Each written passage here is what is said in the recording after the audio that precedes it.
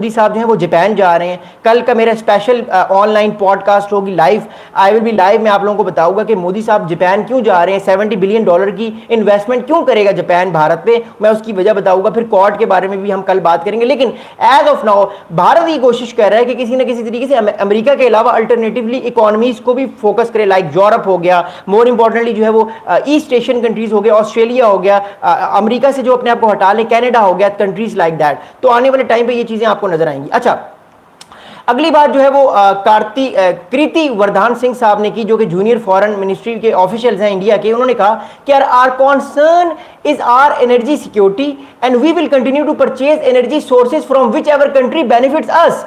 अब भारत ने डोट टोक कह दिया कि हम एनर्जी लेंगे चाहे जो मर्जी अमेरिका कर ले। भारत की तरफ से भी एक बयान आ चुका है कल कि जो मर्जी कर ले अमेरिका, भारत एनर्जी उसी मुल्क से लेगा जो मुल्क से जिसको बेनिफिट होगा भारत को। अब ऑब्वियसली भारत को किससे बेनिफिट है इस time, we all know that Bharat को इस टाइम बेनिफिट जो है वो रशियन ऑयल से है। तो भारत जो है वो आने वाले टाइम पे भी रशियन ऑयल लेगा, वो रशियन ऑयल खत्म नहीं करेगा। इट शोज कि जो आई एम सॉरी, इस टाइम जो इंगेजमेंट्स हैं, इस टाइम जिस तरह से मामलात नेक्स्ट लेवल पर लेकर जाने की कोशिश हो रही है, तो आई पर्सनली थिंक कि भारत जो है वो तेल लेता रहेगा, भारत तेल लेना खत्म नहीं करेगा। But more importantly tell you one very important thing कि भारत पे प्रेशर भी आने वाले टाइम पे ज्यादा आएगा, बिकॉज अमेरिका चाहता है कि यूक्रेन रशिया वॉर भारत खत्म कराए। अब भारत का रोल इतना क्यों इंपॉर्टेंट है वो हम सबको पता है कि जो पुतिन है वो मोदी साहब के बड़े करीब हैं। पुतिन जो है वो चाहते हैं कि मोदी साहब की बहुत सारी बातों को मानते भी हैं। और दूसरी बात यह कि भारत जो है वो इस टाइम चाइना से ज्यादा क्लोज रशिया के है। तो रशिया चाहता है किसी ना किसी तरीके से भारत जो है वो आने वाले टाइम पे मामलात को अपने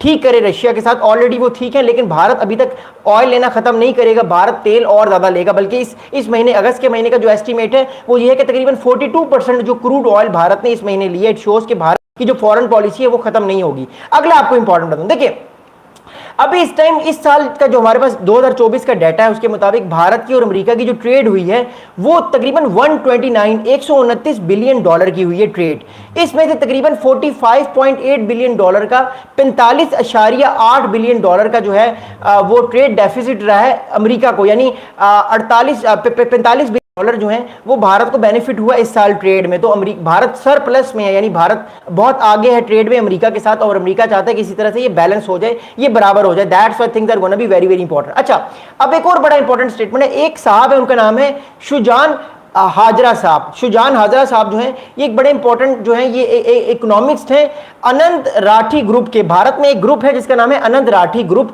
इसके चीफ इकोनॉमिस्ट हैं, इनका नाम है सुजन हाजरा साहब। सुजन हाजरा साहब ने कहा है कि up to 2 million jobs are at risk in the near terms. तो कहने का मतलब है भारत में आने वाले कुछ दिनों में 2 मिलियन जॉब्स, 20 लाख लोग अपनी जॉब से हाथ धो बैठ सकते हैं अगर ये टैरिफ खत्म ना हुए। अब भारत की इकोनॉमी पे, भारत की जॉब्स पे क्या असर पड़ेगा अगर टैरिफ जो है वो खत्म ना हुआ, मैं आपको आसानी से बता दूं। देखिए भारत में जो बड़ी बड़ी कंपनीज हैं उनके हमें पता है कि वो कौन कौन सी कंपनीज है। देखें जो भारत की बड़ी बड़ी कंपनीज है, रिलायंस हो गया, टाटा हो गए, बिरला, अंबानी, इस तरह के जो बड़े बड़े भारत के अंदर बड़े बड़े जो टाइकून्स हैं, ट्रिलियनियर्स हैं, जो बहुत बिलियंस है, ट्रिलियंस है, जो पूरे पूरे पूरे मुल्क खरीद सकते हैं, इतने वो अमीर लोग हैं। अब ये सारे लोगों की इन्वेस्टमेंट जो है वो अमेरिका में भी है।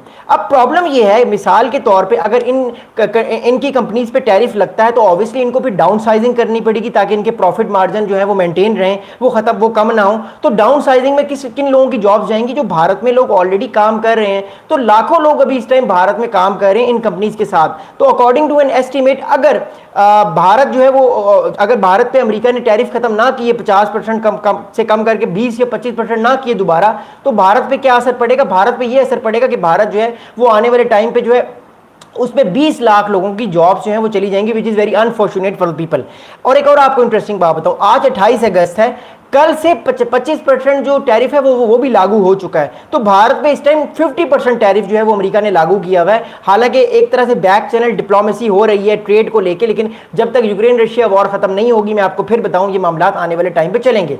अब इस सारे मामले की हम देखते हैं कि इंप्लीकेशंस क्या है, आउटकम क्या है, उसके बाद फिर मैं आप लोगों के सवालात के जवाब भी दूंगा, बिकॉज आप लोगों के क्वेश्चन भी बहुत जरूरी है। ओके, अब इस सारे मामले की जो इंप्लीकेशंस वो ये है कि अमेरिका ये कर रहा है कि अपने सेकंड लेवल या थर्ड लेवल जो लोग हैं, यानी जो डोनाल्ड ट्रंप साहब से बड़े करीब हैं और बड़ी इंपॉर्टेंट पोस्ट पे भी हैं, वो भारत के अगेंस्ट बयानात दे रहे हैं। कभी स्कॉट बेसिन साहब बयान दे रहे हैं, कभी मार्को रूबियो साहब बयानात दे रहे हैं भारत के बारे में, कभी जो है वो पीटर नेवेरो साहब बयान दे रहे हैं, कभी जो है वो जेरेमी ग्राम साहब बयानात दे रहे हैं, तो इस तरह के लोग जो हैं वो बयानात जो दे रहे हैं भारत के खिलाफ, वो इसलिए बयानात दे रहे हैं ताकि भारत जो है वो बाज आ जाए। एक तो तेल जो ले रहा है वो रशिया से वो लेना बंद कर दे, जिससे बेनिफिट जो है वो अमेरिका को ही रहे और अमेरिका इस गेम में आगे रहे। पहली बात तो ये। सेकंड बात ये है कि ये लोग चाहते हैं कि जितना जल्दी हो सके आने वाले टाइम पे जो मामलात हैं भारत के साथ वो खत्म हो और भारत जो है वो रशिया के पास जाए और समझाए कि देखिए पुतिन साहब, इस जंग को आपको खत्म करना पड़ेगा। अगर आप ये जंग खत्म नहीं करेंगे तो अमेरिका के हमारे ताल्लुकात होंगे खराब और फिर हमारे आपके साथ ताल्लुकात भी खराब हो सकते हैं। सो दैट्स वाई मुझे ऐसा फील होता है कि ये जो शंघाई कोऑपरेशन ऑर्गेनाइजेशन शुरू हो रही है परसों से 2 दिन बाद, क्योंकि हमारा 3 दिन का लाइव सेशन रहेगा शंघाई कोऑपरेशन पे। ये जो 3 दिन की शंघाई कोऑपरेशन ऑर्गेनाइजेशन हो रही है जिसमें पाकिस्तान के प्राइम मिनिस्टर मोहम्मद शहबाज शरीफ साहब, मोदी साहब, इसके अलावा जो है वो